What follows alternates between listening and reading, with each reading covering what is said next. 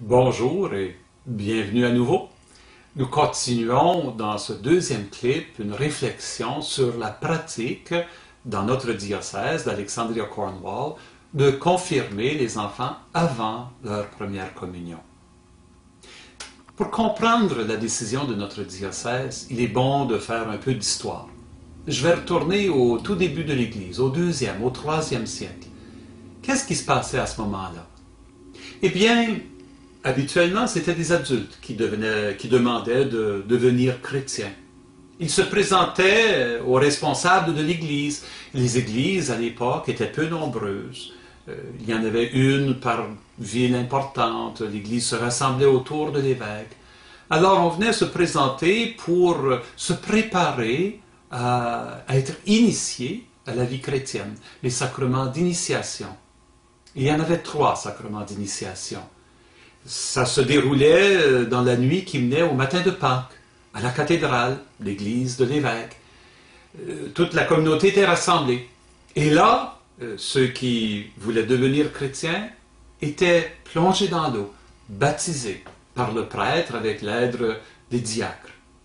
Et une fois qu'ils étaient sortis de l'eau et qu'ils avaient revêtu un habit blanc, on les menait jusqu'à l'évêque. Et là, l'évêque prenait de l'huile sainte, une huile qu'on appelle le saint crème. Et il versait cette huile sur la tête du nouveau baptisé, où il en faisait une onction avec sa main. C'était le sacrement de l'onction ou de la chrismation, ou ce que nous autres, on appelle aujourd'hui la confirmation. Et ensuite, on continuait avec la célébration de l'Eucharistie.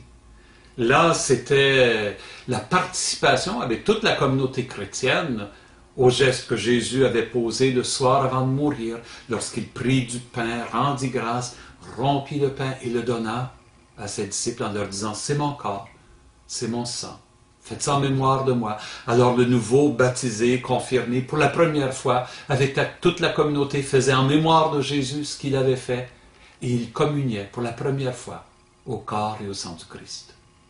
Et c'est ainsi que son initiation était complétée. 3 gestes distincts, mais une seule initiation. 3 sacrements, mais une démarche initiatique qui faisait de lui un membre à part entière de l'Église. Vers le 6e, le 7e siècle, il a commencé à se présenter un peu partout dans l'Église des situations un peu différentes. Les églises ont commencé à grandir dans la campagne, là où il y avait un prêtre qui était là pour représenter l'évêque, mais l'évêque était loin. Alors quand on se présentait pour devenir chrétien, qu'est-ce que le prêtre pouvait faire? Évidemment, il pouvait baptiser. Ça avait toujours été la pratique que le prêtre faisait le baptême avec l'aide du diacre. Mais pour la confirmation, que faire? Ça, c'était réservé à l'évêque.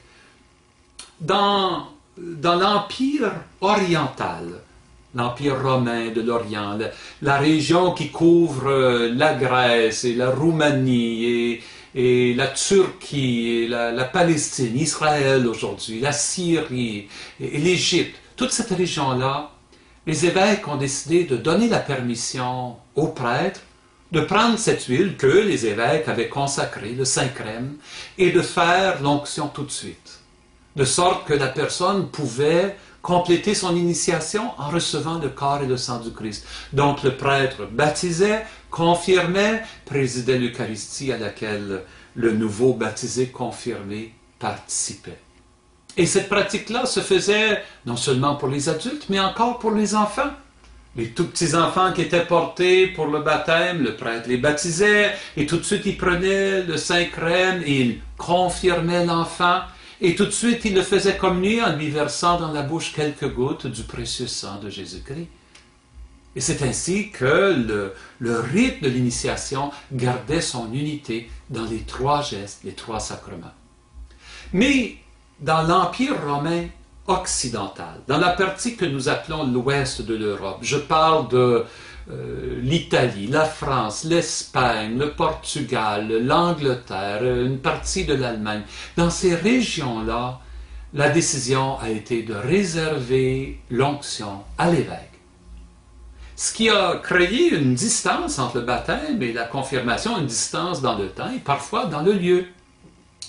L'évêque ne venait pas souvent, les moyens de transport étaient plus difficiles à l'époque. Donc, on pouvait attendre plusieurs années avant que l'évêque vienne visiter une paroisse.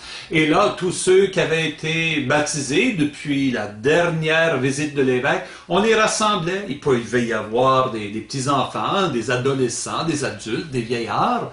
Tous ceux qui n'avaient pas été confirmés depuis la dernière visite de l'évêque, on se rassemblait autour de l'évêque et là, l'évêque les confirmait et enfin, ils pouvaient compléter leur initiation chrétienne parce qu'ils n'avaient pas encore communié. Ils n'avaient pas le droit de communier avant d'être confirmés. De sorte que là, on célébrait l'Eucharistie et leur initiation était complète. C'est la situation qui a duré dans l'Europe occidentale, en Amérique du Nord, jusqu'au début du XXe siècle. Vers les années 1900-1905, le pape Pie X, voyant que très peu d'enfants ou d'adolescents communiaient, trouvait que ce n'était pas bon. Il faudrait leur faciliter l'accès à la communion pour qu'ils s'habituent à venir à la messe et à communier plus souvent. Et plutôt que de décider de permettre aux prêtres alors de confirmer les enfants pour leur donner accès à la communion, il a fait quelque chose qui n'avait jamais été fait dans l'histoire de l'Église. Il a décidé de permettre aux enfants de communier avant d'être confirmés. Et pour la première fois en 1900 ans, une exception majeure s'est glissée dans la pratique de l'Église. On changeait l'ordre des sacrements d'initiation et tout à coup, on communiait avant d'être confirmé. La règle de l'Église, elle, la règle générale, a gardé l'ordre traditionnel. Baptême, confirmation, Eucharistie. Mais l'exception que le pape Pie X a choisi, cette exception-là, elle est toujours possible et de fait, la grande majorité des diocèses suivent l'exception.